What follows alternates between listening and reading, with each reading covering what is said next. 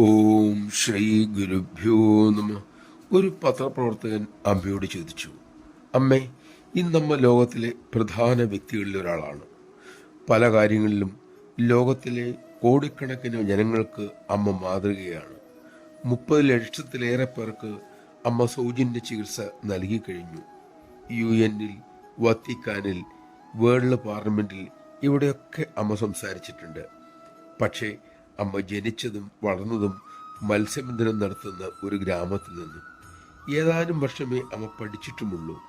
ഒന്നുമില്ലായ്മയിൽ നിന്നും ഇന്നത്തെ മഹത്തായ അവസ്ഥയിൽ എത്തിയതിൽ ഒരു അത്ഭുതം അമ്മ കാണുന്നില്ലേ? അമ്മ ശാന്തമായി പറഞ്ഞു, മക്കളെ, ഇതൊന്നും വലിയ നേട്ടമായി, അത്ഭുതമായി അമ്മ കാണുന്നില്ല.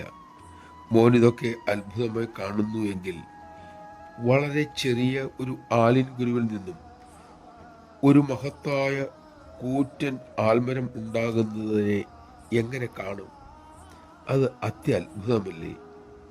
അമ്മയ്ക്ക് ഈ ലോകത്തെ മനുഷ്യവംശം മുഴുവനും സന്തുഷ്ടരായി കാണുന്നതും അതാണ് യഥാർത്ഥ അത്ഭുതം. നമഃശിവായ.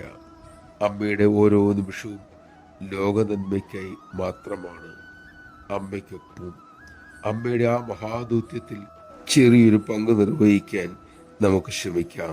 അതിനുള്ള ശക്തിക്കായി, വിവേകത്തിനായി അമ്മയോട് തന്നെ പ്രാർത്ഥിക്കാം.